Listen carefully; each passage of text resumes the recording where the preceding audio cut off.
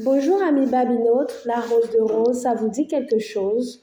Eh bien, vous l'avez deviné, nous recevons Edmond Kwasi, auteur de cette œuvre dont nous allons découvrir le dénouement ensemble au cours de votre espace littéraire. Bonjour Monsieur Kwasi, bienvenue à Abidjan.net. Bonjour madame, plaisir est pour moi d'être ici. La rose de rose, qu'est-ce qui vous a inspiré ce jeu de mots? Ce jeu de mots m'a été inspiré par le nom d'une personne qui m'est chère, où j'ai voulu mettre en avant son nom. Et à la suite, dans mes écrits, je me suis rendu compte qu'il fallait que j'associe ce nom à une fleur qui donne de l'amour. Donc, c'est dans ce sens que ces deux noms ont été mis en avant au niveau du titre de cette œuvre. Il s'agit dans l'œuvre de deux foyers avec leurs péripéties. D'où vous est venue l'envie de mettre en lumière ces deux couples?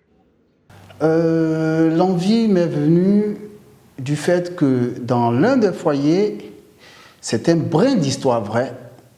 Et l'autre foyer, c'est l'imagination qui m'a permis de pouvoir créer ces deux tableaux pour les fondre en un seul tableau à la fin de l'histoire. Vous l'avez mentionné, les personnes se mettent en couple généralement pour des intérêts. Ici, c'est plus les hommes que vous avez mis en avant, chose pas simple et qu'on ne voit pas généralement. Euh, Surtout qui le font parce que cela leur est profitable. N'avez-vous pas peur d'être taxé de féministe? Non, pas du tout. Pas du tout. En fait, je voulais montrer l'aspect caché de certaines personnes qui utilisent d'autres personnes pour pouvoir arriver à leurs fins. C'est ce que je veux dénoncer au fait. Parce qu'en réalité, on aime mettre en avant la relation amoureuse d'une femme par rapport à des intérêts. Soit l'homme est nanti, soit l'homme a des biens et la femme vient en couple avec l'homme par rapport à ça. Mais il y a des aspects où l'homme, comme ce fut le cas dans le roman, où l'homme a utilisé le fait d'aller à la retraite, sa pension, se marier, mettre les enfants au nom de la dame pour pouvoir bénéficier de tout ce qu'il arriverait après la retraite. Donc, il y a aussi ce côté-là qui existe. Et je veux faire ressortir ça. C'est pour cela que j'ai écrit ce roman, pour dénoncer cet aspect-là. Vous abordez aussi la thématique des femmes qui se retrouvent à être des pères et des mères à la fois. Celles-ci sont souvent pointées du doigt dans la société. Selon vous, à quoi cela est dû? Cela est dû à la méchanceté des hommes. Parce que ça peut arriver à n'importe qui dans la vie. On peut être en couple et je touche du doigt, le mari n'est plus. La dame veut rester seule et vivre son célibat. Mais la société juge cette femme. Il y a des femmes qui ont traversé aussi beaucoup de difficultés dans leur couple et décident aussi de rester célibataires. Mais la société les rejette.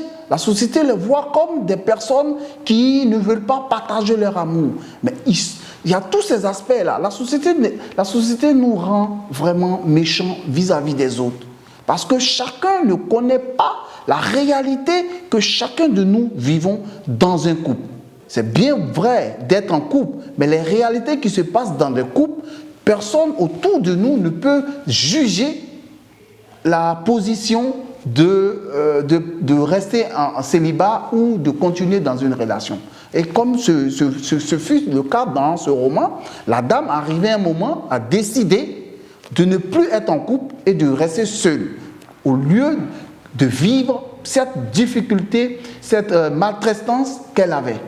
La polygamie, la jalousie, l'hypocrisie sont des thématiques qu'on retrouve dans votre œuvre. Comment avez-vous fait le choix de ces thématiques? Le choix s'est fait avec la vie courante. Nous voyons ça de tous les jours, dans la société, la méchanceté, l'hypocrisie. Ce sont des tas qui font que nous n'évoluons pas comme il se doit. Parce que très souvent, comme je l'ai mis dans le roman, en amour, trop d'hypocrisie tue l'amour. Trop de méchanceté tue l'amour. Alors que le thème amour, c'est le vivre ensemble, c'est être ensemble, c'est se partager. C'est se partager tout. Mais l'hypocrisie tue vraiment l'amour. Et c'est ce que je veux dénoncer. L'amoureux malheureux est votre première œuvre et La Rose de Rose la seconde. Des similitudes avec des thématiques qui tournent autour de l'amour. Êtes-vous un auteur à l'eau de rose?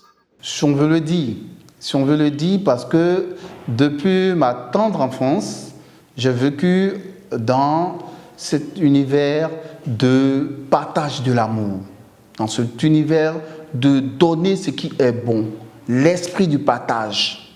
Et ça m'a marqué et ça guide mes écrits. Parce que aimer son prochain, c'est de donner de la valeur à soi-même et à son prochain. De ce que vous venez de dire, on pourrait dire que ce qu'on vit dans l'enfance nous rattrape quand on grandit.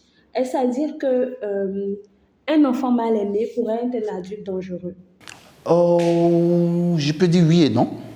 Oui, dans le sens où ce mal qu'il a eu depuis l'enfance, s'il n'arrive pas à donner une valeur positive à ce mal, il continuera dans cette logique. Mais au fur et à mesure qu'il évolue dans la société, qu'il rencontre des personnes, que ces personnes-là changent sa mentalité, il comprendra que le mal qu'il a subi dans l'enfance, il ne doit pas prendre pour faire du mal à d'autres personnes. Parce que je le dis toujours, c'est la société qui nous change. C'est la société qui nous imbibe de la réalité que nous vivons sur cette terre.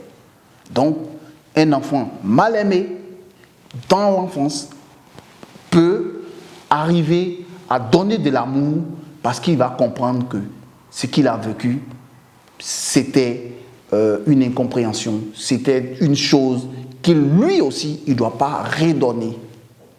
C'est comme je le mis dans le roman, le père qui rejette l'enfant, mais l'enfant ne prend pas ce mal pour pouvoir s'auto-défendre dans l'avenir, mais au contraire, il donne de l'amour pour dire que ce que tu m'as fait hier, aujourd'hui ne peut pas impacter sur moi aujourd'hui. Je tenais à remercier cet espace sur Abidjan.net pour pouvoir permettre de valoriser les écrivains ivoiriens. Et à travers cette œuvre, j'invite toutes les femmes battantes, fortes, vaillantes, leaders de se procurer ce roman qui va permettre de pouvoir aider d'autres personnes à comprendre que dans la vie, il faut avoir l'esprit du partage.